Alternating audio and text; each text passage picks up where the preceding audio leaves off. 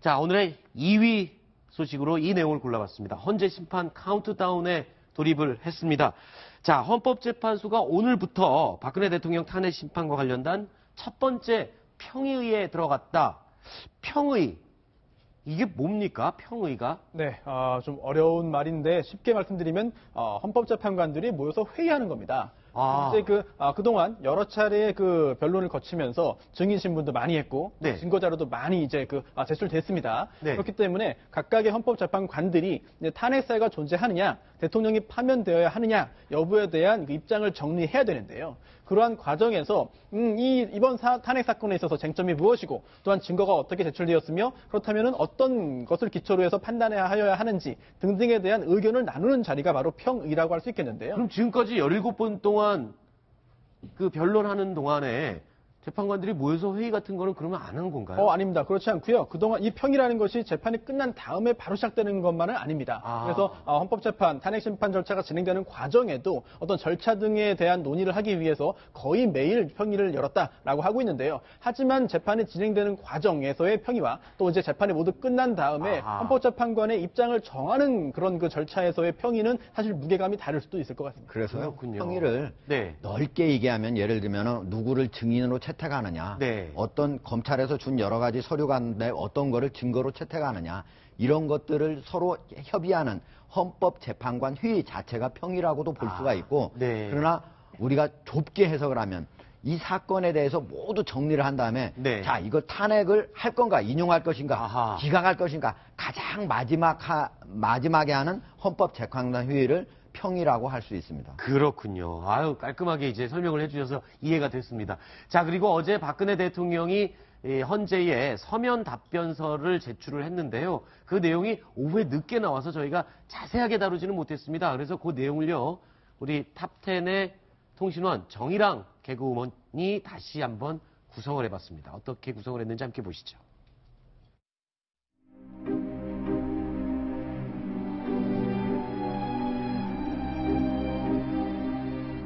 존경하는 국민 여러분, 저는 어렵고 아픈 시절을 보내며 많은 사람들이 등을 돌리는 아픔을 겪었습니다. 최순실은 저에게 40여년간 옷과 생활 필수품을 챙겨주는 사람이었습니다. 그동안 사심을 내비친 적이 없어 믿고 있었지만 후회가 됩니다. 그렇지만 국민 여러분, 최순실이 국정에 개입해 농단한 건 전혀 사실이 아닙니다. 최순실과 정책과 외교를 상의했다는 건 생각조차 못할 일이었습니다. 정경련 주도로 문화 스포츠 재단을 만든다고 했을 때 고마웠고, 그래서 적극 도와주라고 지시했습니다.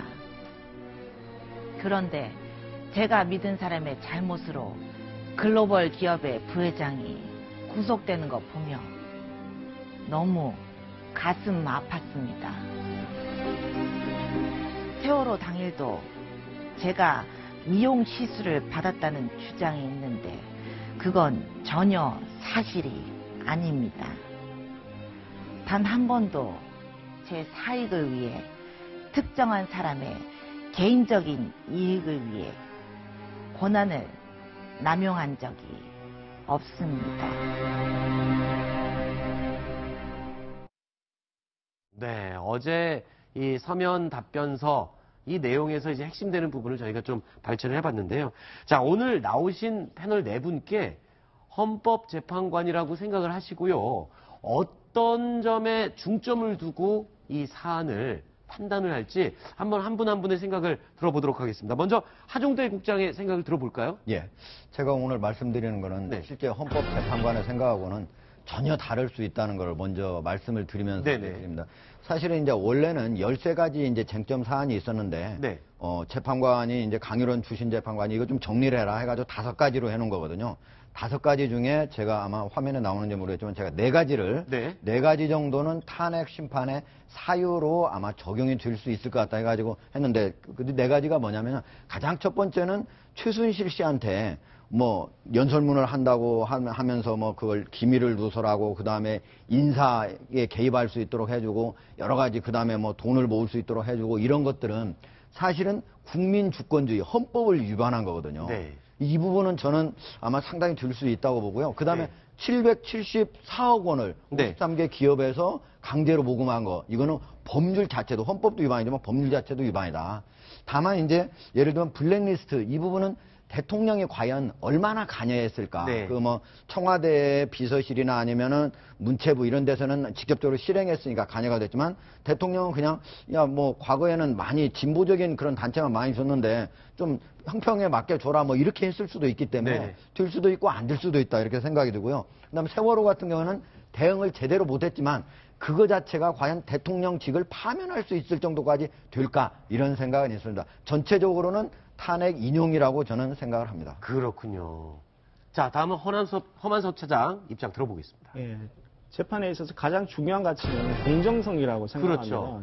헌법재판소가 이 재판을 진행하면서 과연 공정성 이 부분을 유지해 왔는지 이런 부분에서 좀 의문이 좀 들기도 합니다. 네. 왜냐하면은 예컨대 탄핵 사태를 촉발한 이 고영태라는 사람에 대해서는 반드시 증언대 세워서 신문을 했어야 한다고 생각이 드는데요. 그게 이제 고영태 이분이 본인 어떤 사육에 의해서 사안을 과장해서 폭로한 거 아니냐라는 이런 것이 상당히 좀 의심이 들었기 때문에 녹취록이나 이런 거에 의해서요. 그러면은 이 부분은 이제 반론권 보장 차원에서 그런 것은 좀 절차가 이루어졌어야 된다 이렇게 생각이 됩니다. 네. 그리고 또한 박한철 전 소장이 이제 임기를 마치면서 그때 재판 초기였는데 마치 탄핵 선고일을 거의 뭐 3월 13일 이전을 해야 된다고 이렇게 미리 지정하는 이런 부분도 네. 좀 아쉬운 부분이 있었고요. 네. 이런 측면으로 봤을 때 피청구인 측에게 과연 반론권을 충분히 보장해 줬느냐 네. 이런 부분에 대해서는 좀 아쉬움이 있습니다. 그리고 뭐라고나 할까 이렇게 재판을 좀 매끄럽게 진행하지 못한 부분에 대해서 헌법재판소가 왜 이렇게밖에 못했을까? 네. 이런 부분에 대해서 상당히 헌법재판소에 조금 불만을 제기하는 이런 시선들이 틀림없이 있다는 것을 좀 이해를 좀 해주셨으면 좋겠고요. 알겠습니다. 마지막으로 이제 결정문을 쓸 때 네. 지금 이 탄핵 사유를 압축해가지고 5가지인지 13가지인지 이렇게 정했는데 이 13가지나 5가지를 갖다가 뭉뚱거려가지고 이러이러하니까 이게 이제 탄핵이다 이렇게 하는 것은 네네. 조금 무리가 있을 것 같고요. 네. 지금